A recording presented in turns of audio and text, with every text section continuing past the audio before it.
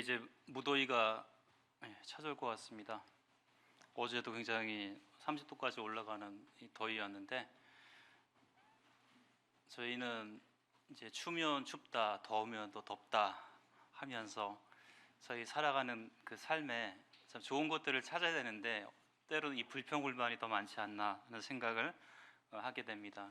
그럼에도 불구하고 우린 그런 상황 가운데서도 그런 것들을 예비하고 대비하고 더 나은 것들을, 더 좋은 것들을 계속 추구해가는 이런 다 삶의 지혜들을 가지고 있음을 보게 됩니다. 이브리서 9장이 마치 이제 그와 같은 내용들이죠. 더 좋은 것, 더 나은 것. 우리 지난 시간에 새 언약의 그 우월성에 대해서 말씀을 들었는데 하나님이 우리에게 더 좋은 것들을 허락하신 이런 내용들이 그 안에 있음을 보게 됩니다.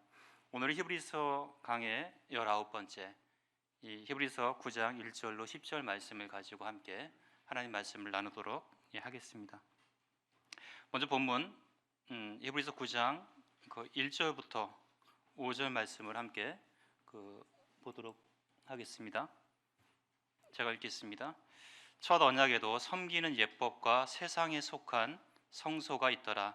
예비한 첫 장막이 있고 그 안에 등잔대와 상과 진설병이 있으니 이는 성소라 일컫고 또 둘째 의장 뒤에 있는 장막을 지성소라 일컫나니 금향로와 사면을 금으로 싼 언약궤가 있고 그 안에 만나를 담은 금 항아리와 아론의 쌍난 지팡이와 언약의 돌판들이 있고 그 위에 속죄소를 덮는 영광의 그룹들이 있으니 이것들에 관하여는 이제 낱낱이 말할 수 없노라. 먼저 1절부터 5절까지만 봤습니다. 우리나라에 처음 이 기독교가 들어왔을 때 여러 가지 많은 사건들이 있었습니다. 가장 이제 두드러진 것이 뭐였느냐? 이 유기적 사고에 의해 가지고 예배당 안에 휘장이 있었다 하는 거죠. 물론 뒤에 있는 가림막이 아니라 정중앙에 휘장이 있었다는 겁니다. 뭐냐, 어떤 휘장이었느냐? 남자 자리, 여자 자리가 따로 나뉘어진 이런 휘장이 쫙 쳐 있었다는 거예요. 그래서 1917년에 경남 이 함안군에 있는 그 기독교에 있는 그 김길창 목사님이 이제 거기에 부임을 해서 이제 사역을 합니다. 그때 나이가 26세였어요. 그 젊은 나이에 이제 목회를 하게 되었는데 이제 하나님 말씀 비춰보니까 지금 한국 기독교가 교회가 너무나 잘못하고 있다. 말씀에서 너무 벗어나 있다라는 생각이 들었어요. 가장 대표적인 것이 뭐였느냐? 바로 남녀의 자리를 구분하는 그 휘장이었다는 거죠. 그래서 그는 어느 토요일 날 그 기독교의 그 청년들을 불러 모아놓고 일장 연설을 합니다. 자, 여러분 들어보십시오. 시장을 한번 가보십시오. 시장에 가면 남자들만 모이는 시장, 여자들만 모이는 시장이 따로 있습니까? 어느 집안에 한번 가보십시오. 이 집안에 보면 남자들끼리 또 여자들끼리만 혹 따로 사는 곳이 과연 있습니까? 자, 주님 안에서 이제 한 피 바다 한 몸 이룬 이 형제 자매들이 이 휘장으로 이렇게 갈려졌다는 것이 과연 말이나 되는 일입니까? 이렇게 얘기를 하니까 이 청년들이 깜짝 놀랍니다. 한 번도 그런 생각을 해본 적이 없거든요. 당연한 거였죠. 그들의 사고방식에서는, 유교적인 그런 문화 가운데서는 당연한 거였다는 거죠. 그래서 이것을 주일날 성도들과 이런 부분들을 나누었던 성도들이 자, 그럼 우리 휘장을 없앱시다 이렇게 얘기해요. 그래서 이 교회가 우리나라에서 최초로 이제 이 휘장을 없앤 이런 교회가 됐다는 것입니다. 그런데 어떤 문제가 있었느냐? 그 기독교회에 유력하고 영향력 있는 한 분이 반대를 하는 거예요. 어떻게 그럴 수가 있느냐고. 그래가지고 이제 경남 노회에다가 이 김길창 목사의 파면을 건의합니다. 이 동방 예의주의인 우리나라에서 어떻게 남녀가 유별한데 어떻게 한 장소에서 휘장 없 가림막 없이 이렇게 예배드릴 수가 있느냐? 당장 파면시켜 주십시오. 이것이 어떻게 됐을까요? 받아들여졌어요. 보수적인 이 노회에서 이것을 받아들였습니다. 파면을 당했어요. 그런데요, 이 사건을 계기로 해서 여기저기서 그 휘장의 가림막을 없애기 시작했습니다. 왜? 하나님 말씀에 비춰보니까 아니었다는 거죠. 한 피 바다 한 몸 이룬 성도들이 한 자리에서 교제하는 것이 성경적인 가르침인데 어찌 그런 구별이 있을 수 있겠냐는 것입니다. 처음에 이 기독교가 우리나라 들어왔을 때 이런 웃지 못할, 지금 우리의 이 사고에서는 웃지 못할 여러 가지 일들이 있었지만 당시에 그 일은 굉장히 개혁적인 일이었다는 것이죠. 이 개혁이 뭐였느냐? 성경으로 돌아가자는 것이었습니다. 원래 정상적인 모습으로 하나님 우리를 지으신 그 정상적인 모습으로 하나님 말씀에 비추어서 돌아가자는 것이 개혁의 그 정신이었다는 것이죠. 우리 지난 시간에 히브리서 8장 13절에 새 언약이라 말씀하셨음에 첫 것은 낡아지게 하신 것이니 낡아지고 쇠하는 것은 없어져 가는 것이니라. 오늘 본문에서 히브리서 기자는 이제 옛 언약이 아닌 새 언약을, 이제 더 나은 제사, 더 나은 제사장, 더 나은 이 성소의 필요성과 우월성에 대해서 점점 더 깊이 설명에 들어가는 이런 모습을 보게 됩니다. 이 옛 언약이 결코 나쁘다거나 해롭다거나 하는 것이 결코 아닙니다. 그것이 불충분하기에, 그것이 한계가 있기 때문에 더 좋은 것으로, 더 나은 것으로 대치될 필요가 있다는 사실을 보여주고 있다는 거죠. 정치권에서 가장 많이 외치는 것이 어떤 단어예요? 개혁이라는 단어예요. 개혁이라는 단어. 뭐 정치개혁, 검찰개혁, 사법개혁, 노동개혁, 뭐 부동산개혁, 개혁개혁 여기저기서 외칩니다. 왜? 계속 부족이 있고 한계가, 인간이 하는 모든 일에 한계가 있기 때문에 개혁한다고 하더라도 그 다음에 또 다른 변화가 필요하다는 거죠. 끊임없이 개혁되어야 하는 것이 우리가 사는 이 세상이라는 거죠.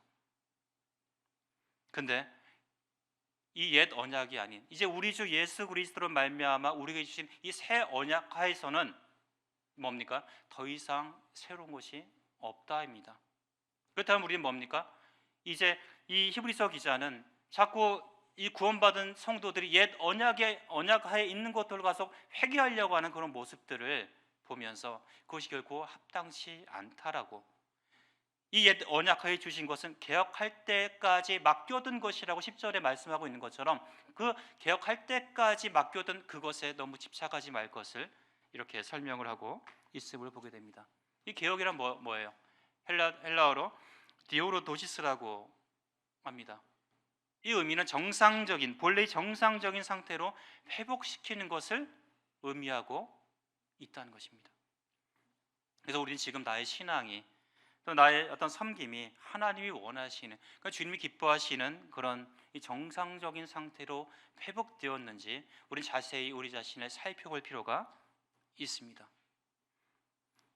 그래서 우리는 우리의 대제사장이신 예수 그리스도의 오심이 과연 우리 신앙의 어떤 부분의 그 개혁을 위한 것일까 하는 이 부분에 대해서 하나님 말씀을 통해서 살펴봐야 할 것입니다. 먼저 1절 5절에 옛 성소의 그 개혁을 말씀하고 있어요. 옛 성소의 개혁. 옛 성소는 어떻습니까? 이 유대인들에게 있어서 매우 중요한 장소였습니다. 처음에 그곳은 거룩한 곳이었어요. 이 성막을 중심으로 해서 이스라엘 12지파는 어딜 향해서? 성막을 향해서 그들은 진을 쳤고 항상 그들은 누울 때나 자리에서 일어났을 때 어디를 바라봐야 했습니까? 이 성막을 바라봤어요. 왜? 그곳에 누가 있기 때문에? 하나님의 임재, 하나님의 영광, 하나님의 거룩이 그곳에 있기 때문에 항상 그곳에서 하나님을 만날 준비를 해야 됐다는 것이었죠. 그게 굉장히 중요한 장소였어요. 모든 유대인들은 이 성막을 바라볼 때 이런 마음가짐으로 하나님께 나아갔습니다. 그런데 시간은 흐르고 흐릅니다. 그리고 흘러서 성막은 이제 솔로몬 성전으로, 스룹바벨 성전으로, 헤롯 성전으로 점점 더 크고 화려하고 아름답게 지어져 갔는데 예수님 당시에 예수님은 이 성전을 향해서 뭐라고 말씀하셨습니까? 누가복음 19장 45절 46절에 성전에 들어와서 뭐라고 말씀하세요? 장사하는 자들 쫓아내십니다. 내 집은 만민이 기도하는 집이거늘 너희는 장사꾼의 이 도적의 소굴로 만들었다. 이 성전이 더 이상 하나님의 임재와 거룩과 영광을 나타내는 곳이 아니라 장사하는 자들의, 이 도적들의 소굴이 되었다라고 이렇게 한탄해 하십니다. 과연 이곳에 하나님이 계시냐 이것입니다. 그래서 주님은 예루살렘 성전을 향해서 내가 진실로 너희에게 이르노니 돌 하나도 도리에 남지 않고 다 무너질 것이다 이렇게 말씀하셨어요. 그러면서 절대 그 이 성전의 무너짐에 대해서 안타까워하거나 아쉬워하지 않으셨다는 거죠. 왜? 이미 이 성전을 중심으로 하는 이 예배는 옛 언약하에서의 이런 모든 것들은 낡아지고 쇠어해지고 없어질 것을 아셨기 때문에 이 실체이신 그분께서 오셨기 때문에 이것이 더 이상 중요하지 않았다는 것이죠. 옛 성전은 개혁되어야 한다. 개혁할 때까지 맡겨둔 것이라는 사실을 우리에게 분명히 보여주셨다는 것입니다. 이 옛 성소는 물질적이었고 유형적이었고 그것은 일시적이었습니다. 그것은 이 세상에 속한 것이었다는 거죠. 영구적인 구조가 아니었습니다. 그래서 우리 구원받은 이 그리스도인들이, 믿는 자들이 이제 옛 성전의 외형적이고 의식적인 법에 의해서가 아니라 이제 새 언약의 주인공이신 예수 그리스도를 중심으로 해서 이제 이 옛 성전은 개혁되어야 하고, 여기서 우리가 이 집착할 것이 아니라 더 한 걸음 더 나아갈 것을 말씀을 하고 있는 것입니다. 자, 이 옛 성전은 어떤 곳이었어요? 거룩한 곳이었습니다. 그림에 보시면 이 성막의 구조도가 있습니다. 이제 성막이 입구가 있죠. 그 안에 들어가면 뭐가 있습니까? 번제단이 있어요. 제사를 드리는 번제단이 있어요. 짐승을 잡습니다. 그죠? 그 다음에 어떻게 합니까? 물두멍에 나가서 제사장들은 손과 발을 깨끗하게 씻습니다. 더 나아가면 뭐가 있습니까? 막이 보여요. 성전이 보입니다. 성소가 보입니다. 그 성소는 두 군데로 구분되어 있죠. 첫째 이장을 이제 지나 들어가면 성소가 있고, 둘째 이장을 들어가면 지성소가 있습니다. 성소 안에는 뭐가 있습니까? 등잔대가 있어요. 그것이 이 덮개로 의해서 꽁꽁 싸매져 있기 때문에 그것의 유일한 빛은 이 등잔대, 이 등대의 빛이었습니다. 그리고 무엇이 있습니까? 바로 그 앞에 또 떡상이 있습니다. 상, 그 위에 진설병이, 떡이 있었다는 거죠. 12개의 떡, 이스라엘 12지파를 상징하는 12개의 떡이 있었습니다. 그리고 이 지성소로 들어가는 그 앞에 금향로가, 금향단이 있었다는 거예요. 둘째 이장을 열고 들어가면 무엇이 있습니까? 그 안에 법궤, 언약궤가 있었다는 거죠. 그 언약궤 위에는 뭐가 있습니까? 언약궤를 덮는 뚜껑인 속죄소가 있었고, 속죄소 위에는 영광의 그룹, 이 두 천사의 그 날개가 꺾여 있는 이런 이 형상이 그 안에 있었다는 것입니다. 그 언약궤 안에 또 뭐가 있어요? 만나 담은 항아리, 아론의 쌍난 지팡이, 돌판들이 있었습니다. 이 성막의 구조도예요. 1절부터 5절까지가 이 내용입니다. 성막의 구조가 어떤지에 대해서 설명을 하고 있지만 5절을 보게 되면 내가 이것에 대해서, 이 옛것에 속한 것에 대해서 세세히 낱낱하게 다 설명할 필요는 없다는 것입니다. 우리가 단지 뭡니까? 이것이 상징하는 것, 의미하는 것이 과연 무엇인지에 대해서 그냥 알 필요는 있지만, 이제는 뭡니까? 이것에 대해서 세부적으로 상세하게 알 필요는 없다, 이렇게 얘기하고 있어요. 이 장소는 거룩한 장소였어요. 2절을 보게 되면 예비한 척 장막이 있고, 이곳이 왜 거룩합니까? 누가? 하나님이 예비하신 곳입니다. 하나님이. 이 성막을 누가 만들었어요? 물론 사람들에 의해서 지어졌지만 누가? 하나님이 지시하신 대로. 출애굽기 25장 9절을 보게 되면 물론 내가 내게 보이는 대로 장막의 식양과 또 그 기구의 식양을 따라 지을지니라. 이 예비하다라는 이 단어는 준비하다, 설비를 갖추다, 짓다라는 의미가 있어요. 누가? 하나님의 그 지시가 있었다는 거죠. 보이신 식양대로 그렇게 하라고 말씀을 하고 있습니다. 그리고 보이신 식양대로 인간이 순종해서 지은 것입니다. 이 예비된 장막, 하나님이 그곳을 예비하셨다. 왜? 하나님과 인간의 만남을 위해서 그렇게 하셨다는 거죠. 출애굽기 29장 43절에 내가 거기서 이스라엘 자손을 만나리니. 저는 이 구절에서 굉장히 감사가 됐어요. 하나님 우리를 만나게 원하시는구나. 어디서든지 하나님 우리를 만나게 원하시는구나. 우리를 만나기 위해서 이 광야 이스라엘 백성들 가운데 성막을 주시고, 성막을 중심으로 그들의 진을 구성하게 하시고, 그들이 하나님의 임재와 거룩과 영광을 보기 위해서 나올 수 있도록 하셨구나. 하나님이 인간을 창조하셨을 때 아담아 내가 어디 있느냐 그들을 부르셨고, 그들과 만나고 교제하길 원하셨던 그 하나님, 성막을 통해서 우리가 만나길 원하셨던 그 하나님, 이것이 한계와 부족이 있기 때문에 예수 그리스도를 통해서 이제 새롭고 산 길을, 누구든지 자유롭게 하나님께 나올 수 있게 만날 수 있는 그 기회를 우리에게 주신 그 하나님의 은혜와 사랑, 이것을 위해서 예비하셨다. 이것은 만남의 장소였다. 이것이 우리에게 얼마나 큰 감사가 되고 감동이 됩니까? 형제자매님들, 우리는 지금 어디서 이 하나님을 만나고 있습니까? 꼭 예배당에 나와야만 합니까? 그렇진 않죠. 하나님 어디나 계시기 때문에, 편지하시기 때문에 우리는 어디서든지 예배 드릴 수가 있습니다. 그런데 여기에 함정이 있다는 거죠. 온라인 시대가 돼버리니까 여기에 함정이 있다는 겁니다. 왜? 그래, 이제 교회는 필요 없어. 우리 모일 필요가 없어. 우린 그냥 지금 유튜브에 보게 되면 얼마나 많은 설교가 올라와요. 내 기호에 맞는, 내가 듣고 싶은 설교, 듣고 싶은 목사의 그 설교만 들으면 되잖아요. 헌금? 온라인으로 하면 내가 그냥 할 도리는 다 한 거잖아요. 과연 이것이 옳은 것일까요? 이것은요, 일시적이고 한계가 있는 거였어요. 일시적인 것이었고 한계가 있는 게 지금 온라인 예배입니다. 근데 이것이 마치 전부인 양 생각해서는 안 된다는 거죠. 이것은 반드시 다시 정상적인 상태로 회복되고 개혁되어야 될 이 대상이라는 것입니다. 특히 우리 브레이드리는 뭡니까? 떡과 잔을 중심으로서 떡과 잔을 함께 참여하는 이 예배의 형태이기 때문에 더더욱 이 온라인 형태는 맞지 않다는 것이죠. 근데 지금 뭡니까? 단지 코로나 시대라고 하는 그 시대에 맞는 일시적이고 한계적인 부분에서 허용된 것뿐이라는 거죠. 이 옛 성소에 속한 옛 언약하에 있는 것들이 마치 이와 같다는 거죠. 그것은 이거 개혁의 대상이라는 거였죠.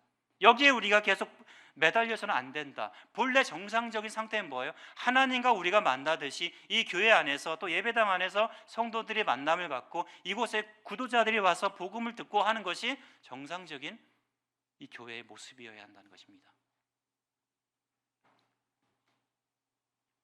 우리는 과연 하나님이 이것을 기뻐하실까? 우리는 생각해야 되고, 교회의 본질은 무엇이고 예배의 본질은 무엇이고 헌신과 섬김은 무엇인가에 대해서 생각해 봐야 하는 것입니다. 그래서 하나님이 그렇게 예비하셨다. 또 이것은 어떻게 하셨어요? 성소와 2절 3절에 성소와 지성소로 이렇게 구분을 해 놓으셨습니다. 왜? 이것은 차별이 아니에요. 구분이었습니다. 왜? 출애굽기 26장 33절에 그 휘장이 너희를 위하여 성소와 지성소를 구분하리라. 너희를 위하여 구분하리라 말씀하고 계십니다. 철저히 구분을 해 놓으셨어요. 왜? 우리를 위한 보호장치였다는 것입니다. 혹시나 이런 휘장이 없었다고 한다면, 성소와 지성소의 경계가 애매했다고 한다면, 잘못해서 거기에 바란짝 들여놨다고 어떻게 될까요? 불효령이 떨어지겠죠. 죽을 수 있습니다. 굉장히 엄중한 상황이에요. 그래서 뭡니까? 우리를 위한 보호장치로 그렇게 하셨다는 것입니다. 이 교회 또한 이 세상과 구별되게 하신 건요, 너희가 세상과 완전 차별되게 떨어져 살려고 하신 것이 아니라 이 교회를 보호하시기 위한 거예요. 어떻게? 이 교회가 이 복음으로 말미암아 구원받은 성도들로만 구성된 한 생명의 유기체가 되게 하신 것은 세상에 속한 것들 결코 이 교회 안에 머물지 못하도록 우리 가운데 두신 것입니다. 구분을 분명히 두신 것이에요. 교회를 보호하기 위해서, 성도들을 보호하기 위해서 이 하나님의 복음으로 말씀으로 계속 가르치고 또 계속해서 경계하고 경계시키는, 경고하는 그 이유가 무엇입니까? 너희들 세상, 우리 믿는 자들은 세상에서 완전히 이 분리된 삶을 살아야 합니다. 그들이 모임에 나가지도 말아야 되고 그들과 말도 섞지 말아야 되고, 이렇게 말씀하신 게 아니잖아요. 그들과 어울리되 우리를 보호하는 그 보호장치 가운데서 우리가 살라고 하신 거예요. 보호장치가 뭐예요? 하나님의 말씀, 성도의 교제, 이 예배. 이것으로 우리를 구분케 하셨고 보호케 하셨다는 것입니다. 이 장소에 국한된 섬김과 예배를 하나님께서는 개혁하기를 원하셨습니다. 실질적으로 이 성전의 이 회파됨으로 인해서 이 성전 중심의 예배가 무엇으로 변했습니까? 이제 이들은 회당 중심의 예배, 또 이 제사드리는 이런 예배에서 성경 중심의 예배로 바뀌었습니다. 말씀 중심의 예배로 바뀌었어요. 개혁이 되었습니다. 하나님께서 분명한 메시지로 내가 너희를 거기서 만나길 원하셨다고, 이 성막을 지으시면서 내가 너희를 만나길 원한다고 이렇게 말씀하셨는데, 지금 어떻습니까? 예배하는 자들을 찾으셨던 하나님께서 예수 그리스도를 통해서 거듭난 우리들을, 나를 이 자리에 부르셔서 이제 나를 통해서 예배받기를 원하십니다. 신령과 진정으로 우리가 예배드린 자들이 되게 하셨고, 또 그렇게 살아가기를 하나님께서 원하시고 기뻐하시는 것을 보게 되는 것입니다. 우리 예배에 보다 더 많은 분들이 참여하기를 원합니다. 보다 많은 분들이 다양한 방법으로 이 예배를 통해서 하나님을 만나기를 원합니다. 형제님들뿐만이 아니라 자매님들도 그런 예배의 삶들을 살아가시기를 원합니다. 그래서 얘기하셔야 돼요. 형제님, 자매님, 예배 드리셔야 돼요. 저는 아들한테, 저희 막내한테 가끔 얘기를 툭 던져요. 너 요즘 예배 안 드리는 것 같아? 저는 아무 얘기 안, 그 한마디만 합니다. 어제도 그 한마디 했어요. 요즘 예배 안 드리는 것 같아? 바로 반응이 오잖아요, 그죠? 오늘 예배 드렸더라고요. 누가 얘기를 해줘야 돼요. 우리는요, 자극을 받아야 돼요. 남편한테, 이 자녀들한테 요새 예배 안 드리는 것 같아? 뭐 문제 있어? 고민 있어? 질문 한번 던져보세요. 여보, 뭐 문제 있어요? 뭐 고민 있어요? 뭐 어려워요? 힘들어요? 왜냐하면 그것이 우리의 상태를, 우리 그 현재 상황을 대변해주고 있거든요. 그래서 뭐예요? 자극을 줄 필요가 있다는 거죠. 왜? 우리 예배자로 부르셨는데 그렇게 해야 되잖아요. 두 번째, 이곳은 뭡니까? 거룩한 이 장소는, 이 예성소의 거룩한 장소는 거룩한 기물들로 채워져 있다는 것입니다. 출애굽기 40장 9절에 또 관유를 가져다가 성막과 그 안에 있는 모든 것에 발라 그것과 그 모든 기구를 거룩하게 하라. 그것이 거룩하리라. 거룩한 기구들, 그 안에 있는 모든 기구들이요, 그냥 대충 만들어진 게 아니라는 거죠. 하나님이 보이신 그 식양대로 만들었어요. 성소의 기물이 뭐가 있었다고요? 등잔대, 상, 진설병이 있었습니다.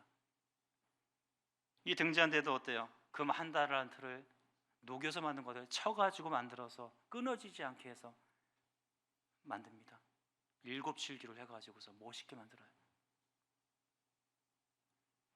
상도 이 조각목을 잘라다가 거기에 금을 입혀 만듭니다. 이 진설병은 이 제사장들이 안식일마다 바꿔가면서 관리를 해야 했습니다. 그 다음 지성소에 뭐가 있습니까? 금향로가 있었어요. 이상하다. 여기서 이제 여러 의견이 나와요. 금향로? 출애굽기 40장 26절을 보니까 그가 또 금향단을 회막안 휘장 앞에 두고, 우리 성막 구조도 보게 되면은 어떻게 되어 있습니까? 둘째 휘장 안에가 아니라 앞에 있어요. 이 말씀이 뭐 잘못된 거 아닌가?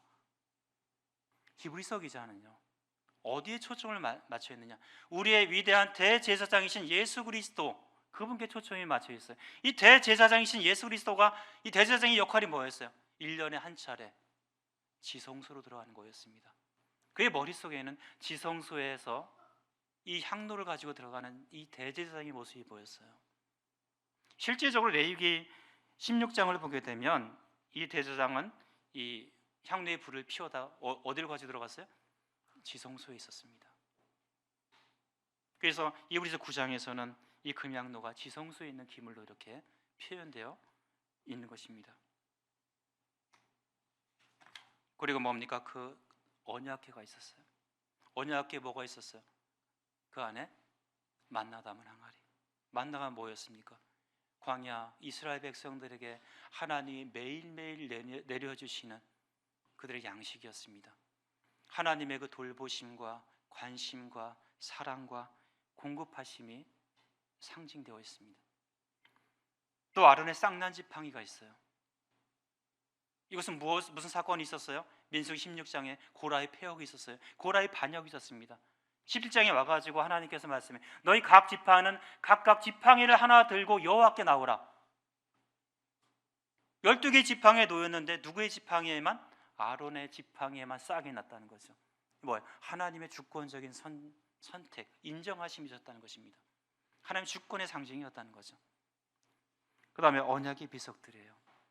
하나님이 이스라엘과 맺은 그 십계명의 그 언약의 돌판들, 하나님의 그 공의와 사랑이 담겨져 있는 이 언약의 돌판들, 이것이 언약궤에 있었어요.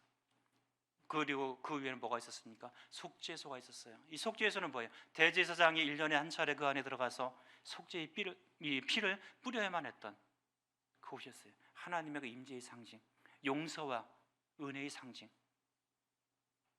이것이 지성소 안에 있었다는 것입니다.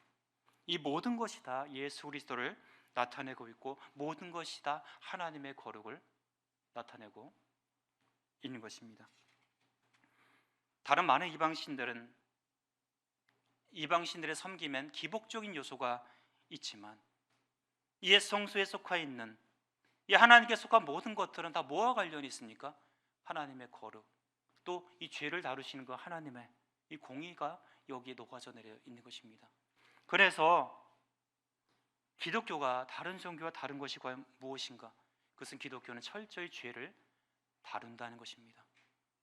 죄에 대해 얘기할 때 듣고 싶은 사람이 누가 있습니까? 다 거북하잖아요. 불편하잖아요. 아프잖아요. 그럼에도 이 기독교는, 참된 신앙은 무엇을 다뤄야 한다? 죄를 다루어야 한다는 것입니다. 죄를 다뤄야 한다. 옛 성서가 얘기하고 있는 것이 피 없이는 안 된다는 것이었습니다.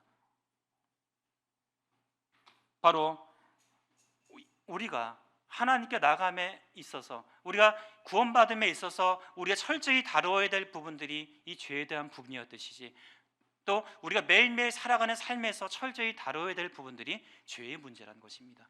지금도요, 이 자리에서 우리가 죄에 대해서 낱낱이 이야기한다면 듣기 좋은 분들 없을 겁니다. 다 듣기 거북하고 아프고 상처가 있고 쓰라릴 것입니다. 그럼에도 참된 기독교는 죄를 다루어야 한다는 것입니다. 이것이 이 신앙 공동체를 지키는 길이라는 것이죠. 이것이 이 세상과 구별시킨 하나님의 방법이라는 것입니다. 그래서 우리는 누군가를 배려한다고, 누군가가 참 마음에 쓰인다고 이것을 슬며시 감추려고 해서는 안 된다는 것입니다. 이것은 다른 이 이방 종교와 우상 숭배와 다를 바가 없다는 것이죠. 우리는 아프지만, 슬프지만 죄를 다뤄야 되고 얘기해야 되고 하나님께 회개해야 합니다. 이것이 진정한 개혁이라는 것입니다.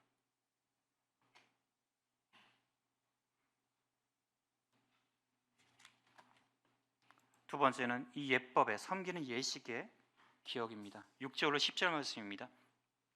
이 모든 것을 이같이 예비하였으니 제사장들이 항상 첫 장막에 들어가 섬기는 예식을 행하고, 오직 둘째 장막은 대제사장이 홀로 1년에 한 번 들어가되 자기와 백성의 허물을 위하여 드리는 피 없이는 아니하였나니, 성령이 이로써 보이신 것은 첫 장막이 서 있을 동안에는 성소에 들어가는 길이 아직 나타나지 아니한 것이라. 이 장막은 현재까지의 비유니, 이에 따라 드리는 예물과 제사는 섬기는 자를 그 양심상 온전하게 할 수 없나니, 이런 것은 먹고 마시는 것과 여러 가지 씻는 것과 함께 육체의 예법일 뿐이며 개혁할 때까지 맡겨둔 것이니라.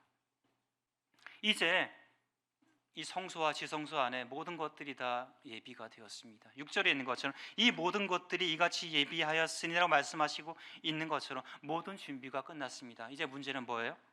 중요한 것은 섬기는 자들이 어떠하냐 하는 것입니다.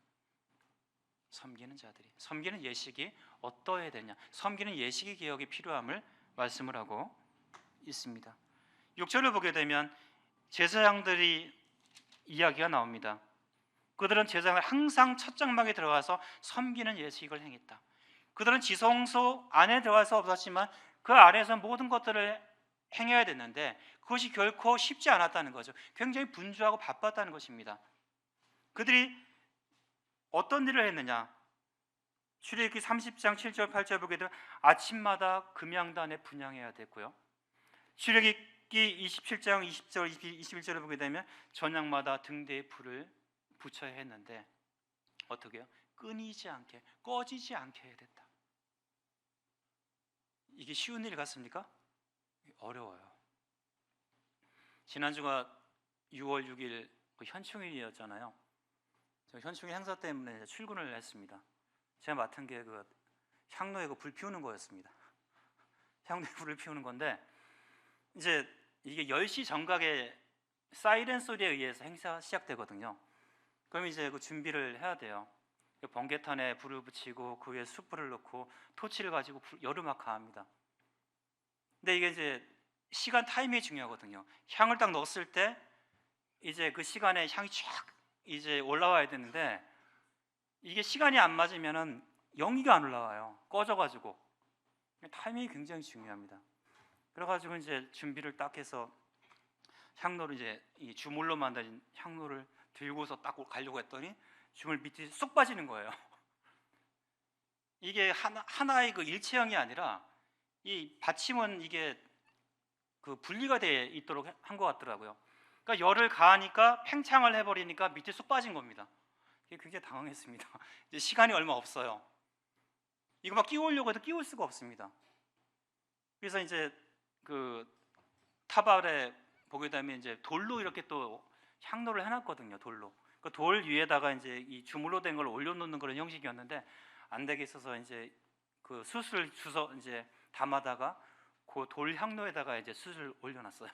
삥 둘러서 이제 예쁘게 해가지고 그래서 이제 향을 딱 넣었더니 연기가 쫙 올라가더라고요. 그래서 이게 쉬운 게 아니구나. 이게 불을 이 향이 계속해서 나오게 한다는 것이 쉬운 게 아니다. 그러니까 등대에 그 불이 꺼지지 않도록 기름을 보충해주고 계속 이런 것들이 쉬운 일이 아니었다는 거죠. 긴장해야 돼. 왜? 하나님 말씀하셨거든요. 너희가 대대로 여호와 앞에 끊지 못할 것이며 이것은 영원한 규례라고 분명히 말씀하셨기 때문에 어떻게 해요? 굉장히 막중한 책임이었다는 거죠. 저는 그 1시간을 위해 가지고 벌벌 떠는데 이들은 어땠을까? 이 생각이 듭니다. 그리고 그들은 레위기 24장에 있는 것처럼 매 안식일마다 떡상에 12개 진설병을 계속해서 교체해야만 했습니다. 결국 쉬운 섬김이 아니었습니다. 이것은 언제까지? 개혁의 때까지 맡겨두신 것이다. 예수 그리스도의 그 오심으로 말미암아 이제 이 향로도 이 등잔대도 12개의 떡상도 더 이상 매일 매주 차릴 필요가 없게 되었다는 것입니다. 우리는 언제든지 항상 하나님께 기쁨으로 감사함으로 나아갈 수 있다. 어떤 형태나 조건도 예식도 필요 없이 우리 마음만 가지고 우리가 지난 시간에 이브리서 8장을 살펴봤지만 내 생각에 내 마음에 이것을 기록하라. 하나님 우리가 우리 마음에 이것이 우리 생각에 이 새 언약이 가득하기를 기록되어 있기를 원하셨기 때문에 우리는 그 명령을 가지고 이 등잔대를 가지고 나갈 필요가 없게 하신 것입니다. 또한 7절 8절에 대제사장의 섬김의 예식은 어땠습니까? 이것은 아무 때나 또한 아무나 들어갈 수가 없었다는 것입니다. 그렇게 허락하지 않으셨다는 거예요. 아무리 제사장 중에 아무리 유능한 자가 있다 할지라도 그가 대제사장이 아니면 들어갈 수가 없었다. 오직 한 사람만 이 셰키나의 그 영광이 있는 둘째 이장 안으로 들어갈 수가 있었다는 것입니다. 오직 특별한 날, 특별한 방법을 통해서 들어갈 수가 있었습니다. 그리고 뭡니까? 홀로 들어갔습니다. 홀로 들어갔다는 것은 두 가지 의미가 있어요. 하나는 그것은 특권이다, 고유한 권한이었다. 누구의? 대제사장의. 또 하나는 뭡니까? 홀로 들어가는 그 엄숙한 외로움과 두려움이었다는 거죠. 대제사장이 들어갔을 때 하나님의 거룩 앞에 그거 어떻게 될지 알 수 없잖아요. 지난번에 얘기했지만 대제사장의 옷 밑단에 뭐가 있었다고요? 방울이 있었다고요. 지성소에 아무나 들어갈 수 없었기 때문에 방울 소리를 듣고 그가 살아있나 죽었나를 판단해야만 했다는 것입니다. 언제 죽을지 모를 이 엄숙한 두려움이 있었기 때문에 이 대제사장은 어떻게 해요? 자신의 그 거룩함을 살피면서 들어가야만 했던 것입니다.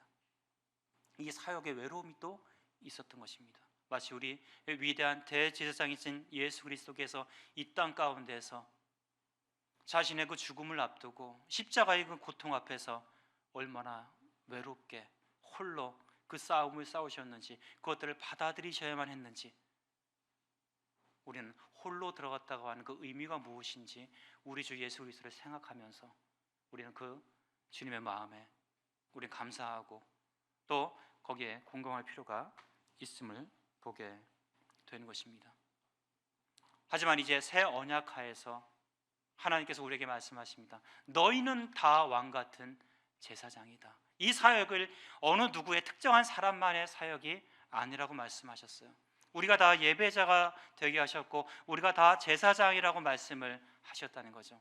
물론 이 교회 가운데 장로와 집사라고 하는 이런 직분을 주셨지만 그들만이 이 교회를 섬기는 자들이 아니라 우리가 각각 우리에게 은사를 주신 대로 우리가 서로 져야 될 짐과 각자가 져야 될 그 믿음의 그 사역들의 그 짐을 함께 지도록 하심으로 인해서 하나님이 우리에게 맡기신 일들을, 그 사역들을 이 공동체가 함께 이 일들을 이루어가도록 하신 것입니다. 만약 우리가 여전히 저거는 장로의 일이야, 저건 집사의 일이야, 우리가 누가 결정하지 않으면 일할 수가 없어, 이렇게 한다고 한다면 우리는 우리 스스로 반성경적으로 가는 것이고 우리 스스로 일인 목회를 인정하는 것이고 우리 스스로 이 성직 제도를 인정하는 이런 불합리한 이런 삶을, 이런 신앙의 태도를 보이게 된다는 것이죠. 우리는 다 누구나 자유롭게 다양한 방법으로 섬길 수 있어야 합니다. 서로 돌아보시고 격려하시고 서로 기도하는 일에 지금 참 이런 일들이 교회 가운데 계속해서 여러 다양한 방법으로 시도되고 이루어지고 있는 일들에 대해서 굉장히 감사가 돼요. 성도님들이 이런 일에 마음을 쓰고 있다는 것에 대해서 너무나 감사가 되고 기뻐요.